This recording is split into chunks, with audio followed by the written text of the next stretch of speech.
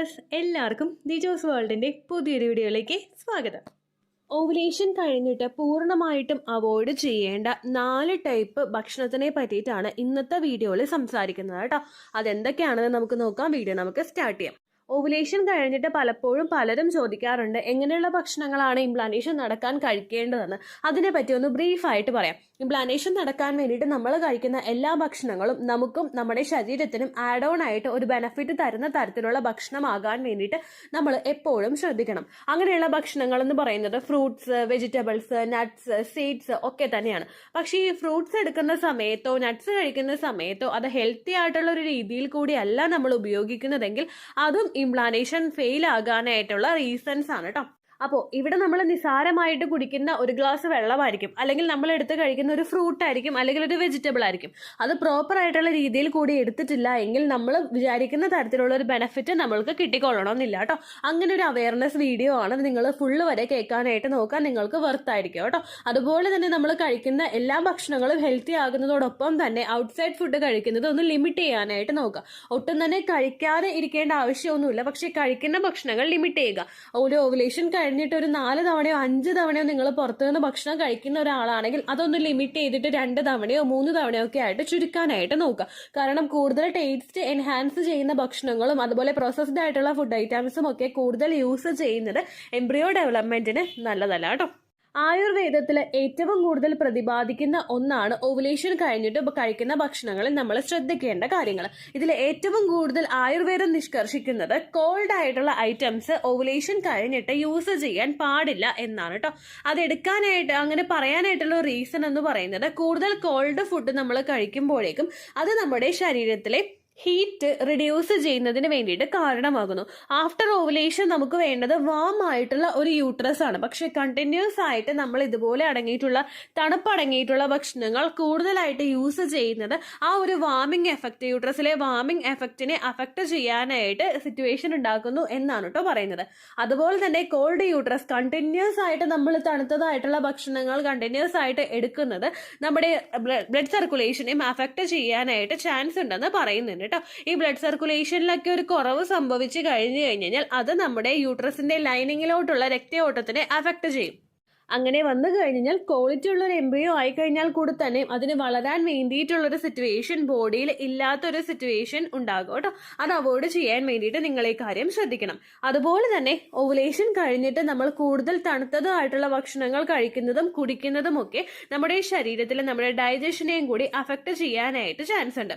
നമ്മുടെ called food നമ്മൾ കഴിക്കുന്ന സമയത്ത് അത് ഒരു ഡൈജഷനൊക്കെ നമുക്ക് നടക്കുന്ന സമയത്ത് കൂടുതൽ എനർജി വേണ്ടുന്ന സിറ്റുവേഷൻസ് ഉണ്ടാകുന്നു. അങ്ങനെ വരുന്ന സമയങ്ങളിൽ ഇത് ബോഡിയുടെ ഓവറോൾ എനർജിയെ അഫക്റ്റ് ചെയ്യാനായിട്ട് ചാൻസ് ഉണ്ട്. നമ്മൾ വീക്കായി പോകാനായിട്ടുള്ള ചാൻസസും ഉണ്ട് കേട്ടോ. അതുപോലെ തന്നെ നമ്മൾ കണ്ടിന്യൂസ് ആയിട്ട് കോൾഡ് ആയിട്ടുള്ള ഫുഡ് ഐറ്റംസ് യൂസ് ചെയ്യുന്നത് നമ്മുടെ ഡൈജഷനെ അഫക്റ്റ് ചെയ്യുകയും ബോഡിയിൽ കൂടുതൽ ടോക്സിൻസ് ക്രിയേറ്റ് ചെയ്യുന്നതിന് കാരണമാവുകയും ചെയ്യുന്നു. ഇത് നമ്മുടെ റീപ്രൊഡക്റ്റീവ് ഹെൽത്തിനെയും സാരമായിട്ട് തന്നെ അഫക്റ്റ് ചെയ്യാം. ബോഡിയിൽ ടോക്സിൻസ് കൂടുകയാണെങ്കിൽ അത് റീപ്രൊഡക്റ്റീവ് ഹെൽത്തിനെ ഇംപ്ലാന്റേഷൻ ഫെയിൽ ആകാനായിട്ടും ഒക്കെയുള്ള ചാൻസസ് നന്നായിട്ട് വർദ്ധിപ്പിക്കും കേട്ടോ.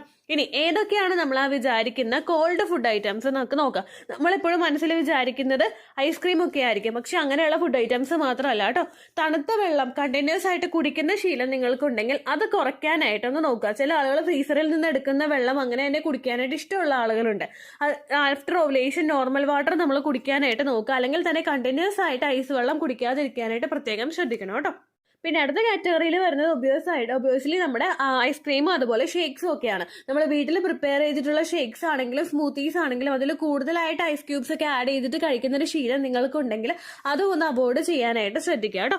ഇത് 1-2 തവണ ഉപയോഗിച്ചു എന്ന് വിചാരിച്ചിട്ട് നിങ്ങളുടെ ഇംപ്ലാന്റേഷൻ ഫെയിൽ ആകും അങ്ങനെ എല്ലായിട്ടും ഉദ്ദേശിച്ചത്. കണ്ടിന്യൂസ് ആയിട്ട് നമ്മളിത് യൂസ് ചെയ്തുകൊണ്ടിരിക്കുകയാണെങ്കിൽ അത് ശരീരത്തിന് നല്ലതല്ല. അങ്ങനെയാണ് ഉദ്ദേശിച്ചത്. നമ്മളിപ്പോൾ ചില രീതിക്ക് ഹെൽത്തി ആയിട്ടുള്ള ഒരു ഫോമിൽ തന്നെ നമ്മളിപ്പോൾ സ്മൂത്തീസ് ഒക്കെ ഉണ്ടാക്കുന്ന സമയത്ത് ഷേക്സ് പ്രിപ്പയർ ചെയ്യുമ്പോൾ ഒരുപാട് ഐസ് ക്യൂബ്സ് ഇടാറില്ലേ, അങ്ങനെയുള്ള രീതിക്ക് ഭയങ്കരമായിട്ട് ഒരുപാട് തണുപ്പിച്ചെടുത്തിട്ട് കണ്ടിന്യൂസ് ആയിട്ട് യൂസ് ചെയ്യാതിരിക്കാൻ വേണ്ടിയിട്ട് നിങ്ങൾ ശ്രദ്ധിക്കണം കേട്ടോ. അതുപോലെ അടുത്തതായിട്ട് അവോയ്ഡ് ചെയ്യേണ്ട കാര്യമാണ് ഫ്രിഡ്ജിൽ നിന്ന് എടുക്കുന്ന ഫ്രൂട്ട്സ് ആ തണുപ്പ് മാറുന്നതിന് മുൻപ് അതേപോലെ തന്നെ കഴിക്കുന്ന ഒരു പ്രവണത നിങ്ങൾക്കുണ്ടെങ്കിൽ അതും ഒന്ന് അവോയ്ഡ് ചെയ്യാൻ വേണ്ടിയിട്ട് നിങ്ങൾ പ്രത്യേകം ശ്രദ്ധിക്കുക കേട്ടോ. അപ്പോൾ നമ്മൾ ഫ്രൂട്ട്സ് എടുക്കുന്നത് ബെനിഫിറ്റ് തരുന്ന ഒരു കാര്യമാണെങ്കിലും എക്സ്ട്രീം ആയിട്ട് കോൾഡ് ആയിട്ടുള്ള രീതിക്ക് നമ്മൾ ഫ്രൂട്ട്സ് എടുത്ത് കഴിക്കുന്നത് ശരീരത്തിന് നല്ലതല്ല. അതുപോലെ തന്നെ നമ്മൾ അവോയ്ഡ് ചെയ്യേണ്ട ഒരു കാര്യമാണ് ഫ്രിഡ്ജിൽ നിന്ന് എടുക്കുന്ന ഫുഡ് ഐറ്റംസ് ചിലർ ഹീറ്റ് ചെയ്തിട്ട് ഉപയോഗിക്കാനായിട്ട് മടിയുള്ള ആളുകൾ ഡയറക്റ്റ് ആയിട്ട് ചിലപ്പോൾ അങ്ങനെ കഴിക്കാനായിട്ട് തുടങ്ങും. അങ്ങനെയൊക്കെയുള്ള ഒരു പ്രവണത ഉണ്ടെങ്കിൽ അതൊന്ന് അവോയ്ഡ് ചെയ്യുക. ഇപ്പോൾ നിങ്ങളത് കേൾക്കുമ്പോൾ ചെയ്യുന്നുണ്ടാവില്ലായിരിക്കും, പക്ഷെ ഒരുപാട് പേര് അങ്ങനെ ചെയ്യുന്നവരും ഉണ്ട് കേട്ടോ. അതുകൊണ്ടാണ് ചെറിയൊരു അവയർനെസ് നിങ്ങൾക്ക് തന്നത്. അപ്പോൾ അടുത്തതായിട്ട് നമ്മൾ ശ്രദ്ധിക്കേണ്ട ഒരു കാര്യമാണ് മൈദയുടെ കണ്ടന്റ് അടങ്ങിയിട്ടുള്ള ഫുഡ് ഐറ്റംസ് കഴിക്കുന്നത് നിങ്ങൾ അവോയ്ഡ് ചെയ്യുക. ഡയറക്റ്റ് ആയിട്ട് മൈദ നമ്മൾ വീട്ടിൽ മേടിച്ചിട്ട് ഫുഡ് ഉണ്ടാക്കി കഴിക്കുന്നതല്ല കേട്ടോ ഇതിൽ ഉദ്ദേശിച്ചത്. നമ്മൾ കഴിക്കുന്ന പല ഭക്ഷണങ്ങളിലും എക്സസ് ആയിട്ട് മൈദയുടെ കണ്ടന്റ് അടങ്ങിയിട്ടുണ്ട്. നമ്മളിപ്പോൾ കഴിക്കുന്ന എന്തെങ്കിലും കുക്കീസ് ഒക്കെ കഴിച്ചാലും അതുപോലെ വേറെ എന്തെങ്കിലുമൊക്കെ ബ്രെഡ് അങ്ങനെയുള്ള ഐറ്റംസ് ഒക്കെ നമ്മൾ എടുക്കുന്ന സമയത്ത് എല്ലാത്തിലും തന്നെ മൈദയുടെ കണ്ടന്റ് അടങ്ങിയിട്ടുണ്ട്. ആഫ്റ്റർ ഓവുലേഷനും പ്രഗ്നൻസി ട്രൈ ചെയ്യുന്ന സമയത്തും ഒരുപാട് എക്സസ് ആയിട്ടുള്ള രീതിക്ക് മൈദ നമ്മുടെ ശരീരത്തിൽ എത്തുകയാണെങ്കിൽ അത് നമ്മുടെ റീപ്രൊഡക്റ്റീവ് ഹെൽത്തിനെ അഫക്റ്റ് ചെയ്യാനായിട്ട് ചാൻസ് ഉണ്ട് കേട്ടോ. മൈദ നമ്മൾ ഉപയോഗിക്കുന്ന സമയത്ത് നമ്മുടെ ഷുഗർ ലെവൽ കൂടാനായിട്ട് ചാൻസ് ഉണ്ട്. ബ്ലഡ് ഷുഗർ ലെവൽ കൂടിക്കഴിഞ്ഞ് കഴിഞ്ഞാൽ അത് നമ്മുടെ ഹോർമോണൽ ബാലൻസിനെ അഫക്റ്റ് ചെയ്യാനായിട്ട് ചാൻസ് ഉണ്ട് കേട്ടോ.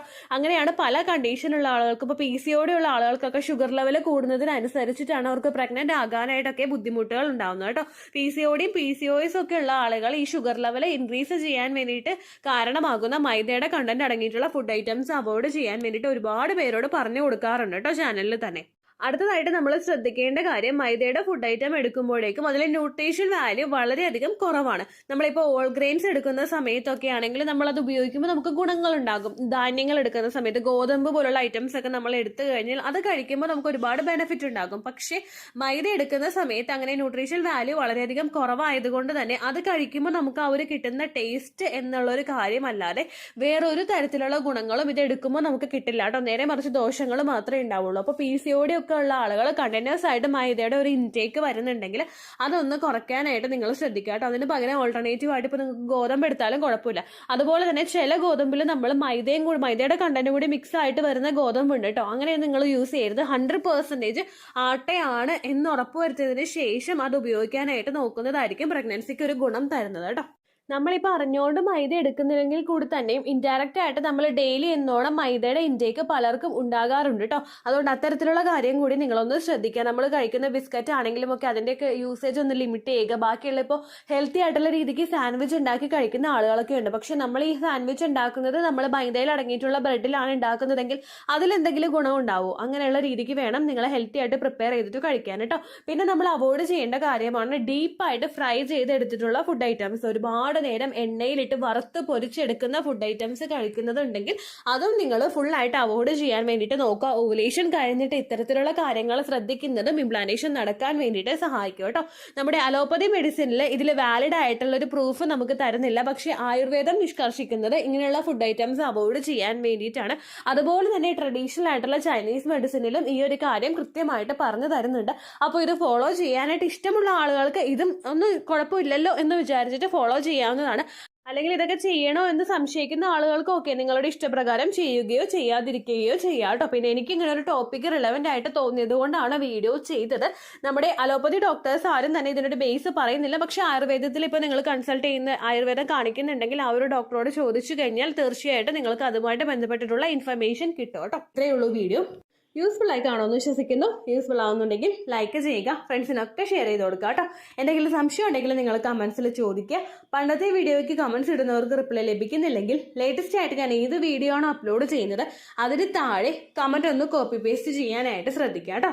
അതുപോലെ ഓവുലേഷൻ ഡേറ്റ് കാൽക്കുലേറ്റ് ചെയ്ത് തരാനായിട്ട് റിക്വസ്റ്റ് ചെയ്യുന്ന ആളുകൾ എത്രയാണോ സൈക്കിൾ ലെങ്ത് അത് മെൻഷൻ ചെയ്യാനായിട്ട് ശ്രദ്ധിക്കുക. സൈക്കിൾ ലെങ്ത് എന്നതുകൊണ്ട് ഉദ്ദേശിച്ചത് ഓരോ മാസവും എത്ര ദിവസം കൂടുമ്പോഴാണോ ബ്ലീഡിങ് വരുന്നത് അതാണ് സൈക്കിൾ ലെങ്ത്. കഴിഞ്ഞ മാസം ഒരു 8-ാം തീയതിയാണ് ബ്ലീഡിങ് ആയതെങ്കിൽ ഈ മാസം 6-ാം തീയതിയാണ് ബ്ലീഡിങ് ആയതെങ്കിൽ കഴിഞ്ഞ മാസം 8-ാം തീയതി മുതൽ ഈ മാസം 6-ാം തീയതി വരെ എത്ര ദിവസമുണ്ടോ അത് കാലണ്ടറിൽ എണ്ണി തിട്ടപ്പെടുന്നതാണ് നിങ്ങളുടെ സൈക്കിൾ ലെങ്ത്. സൈക്കിൾ ലെങ്ത് നമ്മൾ കൃത്യമായിട്ട് കാൽക്കുലേറ്റ് ചെയ്യുകയാണെങ്കിൽ ഓവുലേഷൻ ഡേറ്റ് എളുപ്പത്തിൽ കണ്ടുപിടിക്കാൻ വേണ്ടിയിട്ട് ഒരുപാട് ആപ്ലിക്കേഷൻസും ഒരുപാട് ഓൺലൈൻ ആയിട്ടുള്ള വെബ്സൈറ്റുകളും ഇന്ന് നമുക്ക് അവൈലബിൾ ആണ്. പ്ലേ സ്റ്റോറിൽ പോയിട്ട് ഓൺലൈൻ ഓവുലേഷൻ ട്രാക്കർ എന്ന് ടൈപ്പ് ചെയ്ത് കഴിഞ്ഞാൽ നിങ്ങൾക്ക് അതുമായിട്ട് ബന്ധപ്പെട്ടിട്ടുള്ള ആപ്ലിക്കേഷൻസ് കിട്ടും. അത് പറ്റുന്നില്ല എങ്കിൽ ഗൂഗിളിൽ പോയിട്ട് ഓൺലൈൻ ഓവുലേഷൻ കാൽക്കുലേറ്റർ എന്ന് ടൈപ്പ് ചെയ്ത് കഴിഞ്ഞാൽ അതുമായിട്ട് ബന്ധപ്പെട്ടിട്ടുള്ള വെബ്സൈറ്റുകൾ നിങ്ങൾക്ക് കിട്ടും. അതിൽ നിങ്ങളുടെ ലാസ്റ്റ് മന്തിലെ മെൻസ്ട്രേഷൻ്റെ ഡേറ്റും ഒപ്പം ഞാൻ ഈ പറഞ്ഞ രീതിക്ക് നിങ്ങൾ കാൽക്കുലേറ്റ് ചെയ്യുന്ന സൈക്കിൾ ലെങ്ത്തും എൻ്റർ ചെയ്ത് കൊടുക്കുകയാണെങ്കിൽ നിങ്ങൾക്ക് കൃത്യമായിട്ട് ഓവുലേഷൻ ഡേറ്റ് കണ്ടുപിടിക്കാനായിട്ട് സാധിക്കും. ഫെർട്ടൈൽ ടൈം പീരീഡും നിങ്ങൾക്ക് കിട്ടും. അതായത് എത്ര ദിവസം മുതൽ കോൺടാക്ട് ചെയ്ത് തുടങ്ങിക്കഴിഞ്ഞാൽ നിങ്ങൾ പ്രഗ്നൻ്റ് ആകും എന്നുള്ളൊരു ഡേറ്റും നിങ്ങൾക്ക് പ്രോപ്പറായിട്ട് കിട്ടും കേട്ടോ. ഇത് കാൽക്കുലേറ്റ് ചെയ്യുന്ന സമയത്ത്, സൈക്കിൾ ലെങ്ത് കാൽക്കുലേറ്റ് ചെയ്യുന്ന സമയത്ത് നിങ്ങളുടെ ആ ഒരു കലണ്ടറിൽ നോക്കി തന്നെ നിങ്ങൾ കാൽക്കുലേറ്റ് ചെയ്യുക. പല മാസങ്ങളിലും 30-31 ദിവസമുണ്ട്, അതുകൊണ്ടാണ് അങ്ങനെ പറഞ്ഞത്. ഒപ്പം നിങ്ങൾക്ക് ബ്ലീഡിങ് തുടങ്ങിയ ദിവസത്തിന് വേണം നിങ്ങൾ ഡേ 1 ആയിട്ട് എടുക്കാൻ വേണ്ടിയിട്ട്. സ്പോട്ടിങ് തുടങ്ങിയ ദിവസത്തിനെ, അതായത് ചെറുതായിട്ട് ഡിസ്ചാർജ് പോയി തുടങ്ങിയ ദിവസത്തിനെ നിങ്ങൾ കൺസിഡർ ചെയ്യേണ്ട ആവശ്യം ഇല്ല കേട്ടോ. അപ്പോൾ ഇത്രയേ ഉള്ളൂ വീഡിയോ. അടുത്തൊരു വീഡിയോ ആയിട്ട് നമുക്ക് വീണ്ടും കാണാം. ബൈ.